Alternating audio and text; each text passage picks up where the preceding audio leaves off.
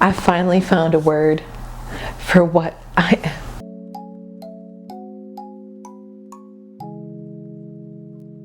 Hello babes, and welcome back to my channel. It's nice to see you, so welcome. For those of you who do not know me, my name is Pretty On Me, and I'm all about things like healthy women's health trends. I talk about whatever I want that I think is gonna help the community in some kind of way. So if that sounds good to you, make sure you hit that subscribe button and that notification bell so you know exactly when these videos are coming out.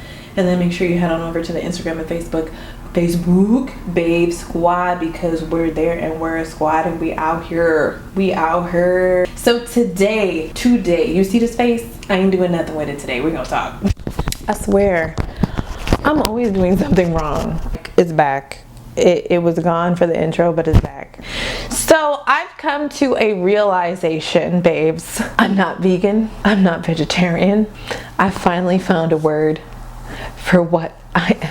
I'm a flexitarian. Like, I don't like labels at the end of the day, but I'm super happy. I'm probably overly excited that I finally have a label. This is the only time where I really like labels. So what is a flexitarian? So basically a flexitarian is someone who primarily likes to eat a lot of vegetables and legumes and beans and all this stuff, and it's like really high in plant-based products, but will sometimes eat meat. If that doesn't describe my life, I don't know what does. So in the past, I've actually tried so many different diets. Like I've probably ran through quite a few diets. So like there was one time, and I'm not ashamed to say it, there was one time I went vegan, not by choice. It was just because we really didn't have enough money to afford meat. So I said, hey, instead of buying this expensive meat, we just go not eat it. Vegetables are cheaper. Tried vegetarian for 6 months. Then I think I just generally decided that meat makes my body feel like crap. I did the vegetarian thing for 6 months, then I would like eat meat again because like when I go out, you know, I need my steak, especially when I go to like Copacabana in Toronto, or if I go to like Chop in Mississauga, Ontario. I'm sorry, I can't. I need my steak bites. I found that every single time that I would like go off of meat for like a really long time, and then I would come back, I was like, bruh, like my stomach would be on 10, like for real, like not even my stomach, my whole body would be on 10, like.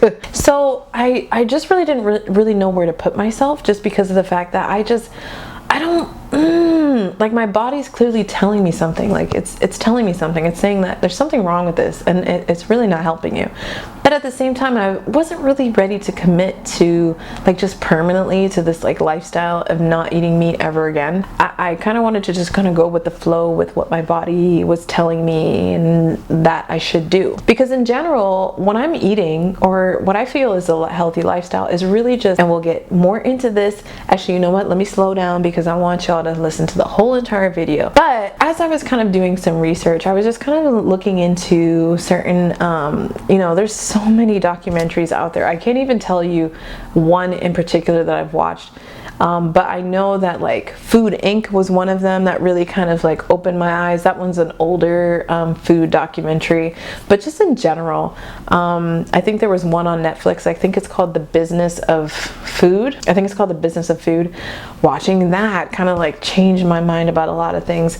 And then there was a period of time where I actually lived in a very rural area in Clyde, Texas, and I was like getting my meat basically from the farmers next door. And actually seeing the differences between their food and then what's in the grocery store, I was like, oh, this doesn't look correct. So I really dug into like what could go wrong. Like if you don't eat a lot of meat, what exactly can go wrong with your body? So there's plenty of research that shows that people who eat a lot or have a diet that's heavy in meat or heavy in red meats especially, they're at increased risk of heart disease, stroke, diabetes. There's a plethora of things that you have a higher risk of when you are heavy into the meats. Processed meats especially increase the risk of death from these diseases. It creates more of a high risk environment for your body. And on the flip side, diets that are low in like nuts and like seafood and greens and beans,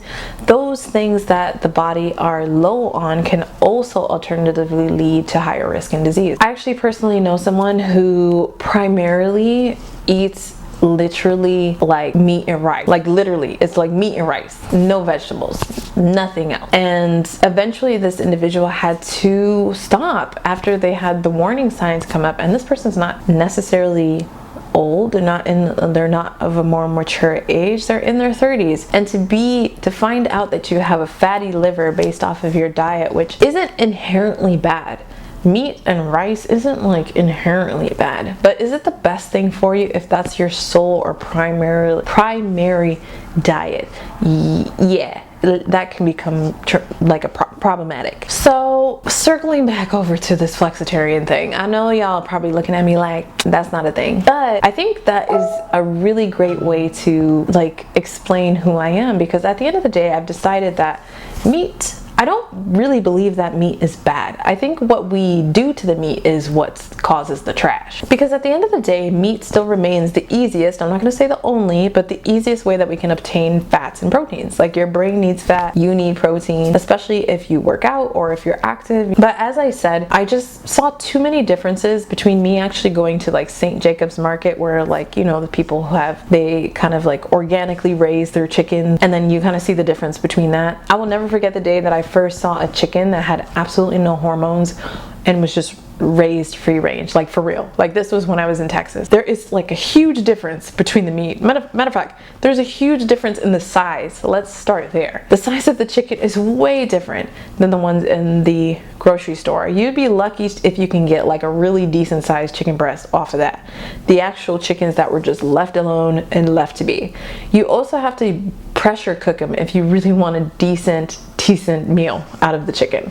So when I'm looking at that and then I look in the store, I'm like, ooh, So I've kind of decided that also I've seen differences in what my body was telling me. When I was eating meat with like every single meal, like at least every dinner, when I was eating meat, I noticed that I was like bloating constantly. I was constipated. I would like flip back between like having, you know, the runs and also constipation. It would just kind of like flip back and forth. And then just generally I didn't feel well. Like I would feel heavy, I'd feel sluggish, slothful. Now with me not eating meat every day, there's another difference that I noticed is that a lot of the bloating goes away. That's number one. A lot of when I kind of like pick up the vegetables and I pick up the nuts and the vegetables and the salads, I feel a lot more energetic or a lot more able to take on the day as opposed to when I'm actually eating meat. I'll even go like really long stretches without eating meat, and then once I like finally do, like I'll make like a really good chicken dish. Like the other night I made like lollipop chicken and I just wanted to try it, and I noticed that feeling of like it's more noticeable. The bloating and the sluggishness, it's more noticeable now when I go long stretches without it. End of the day, I'm not hating on the carnivores. I've heard of the carnivore diet, I've heard of the keto diet, I've heard of vegans, vegetarians. I'm not hating on nobody. At the end of the day, do your research and do what's right for you. For me in particular, at the end of the day, I feel like the real deal here is to listen to what your body's telling you, because if you listen, your body actually communicates with you. I know that sounds really crazy, but your body really does talk to you. Like anytime you're sick, if you have a headache or if you have a fever or if you have a stomach ache, it's your body communicating that there's something wrong, right? So at the end of the day, listen to what your body's saying. I know that when I eat meat or I eat it frequently, or if I just go back to eating it on a daily basis, my body just feels so much different. And I'm like really listening to that, and I'm really trying to understand that and really hear that to say, oh, I feel like my body knows that there's something in this that it doesn't want. So honestly, I just kind of lose my desire to eat meat frequently like that. Same thing goes for all humans. I feel like our bodies know what is good for it and what isn't. I feel like it'll let us know as soon as something is crazy or you're putting something crazy in it.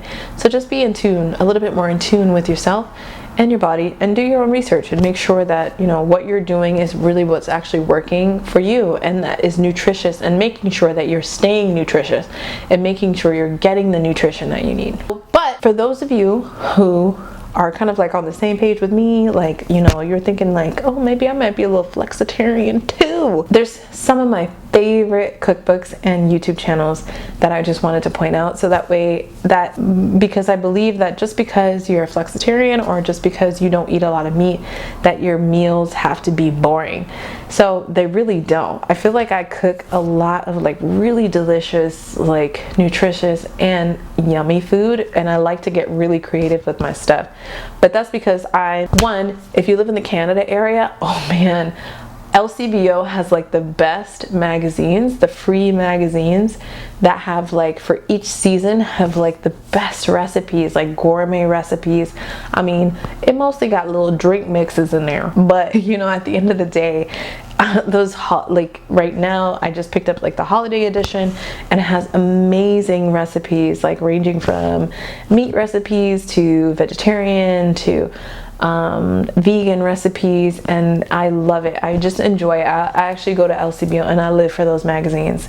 The second thing that I really love is Thug Kitchen. So Thug Kitchen, although I will give you a warning, I didn't realize that the book was as vulgar as it was when I bought it. I mean, it should have gave it away on the title, because it was like, the title's like Eat Like You Give a F. So I should have kind of like connected the dots. But once you get past that part, to be honest with you, I love that cookbook. I love having the option of like a plethora of like vegan meals and things that are meatless and dairyless. Sometimes I just won't want anything with milk products or anything like that. My body is feeling too sluggish and I want to gain some energy again. I'll like flip-flop and head on over to the vegan side, like, hey y'all. Hey y'all, I'm here for another 2 months and then I'm gone again. And then my favorite all-time favorite YouTube channel, and I will actually post it in the description box, is Rachel Ama. Swear, her recipes are amazing. Her recipes are vegan, but they are just completely creative. High protein, she gives like high protein options, she gives like one pot options, and the food is always so colorful and interesting and new. So, and just flavorful. I've cooked a couple of her recipes and I'm just in love with her channel, literally in love. So if you're a flexitarian like me, or you know, this channel is all about us like getting healthy together. Let me know what makes you healthy, or what you feel like is getting you healthy. So you don't have to be a flexitarian like me. If you're like a vegan or if you're a vegetarian, let us know your experience in the comments below. Thank you again for watching this video. I hope you enjoyed it. Don't forget to hit that subscribe button on your way out. You've gotten this far in the video, so why not? I mean, you're here, you've been lurking. I mean, you need to quit lurking and just become part of the Babe Squad. And don't forget to tune in on Wednesdays and Fridays for all day reminders that you slay in every single which way. And I'll see you babes in the next video.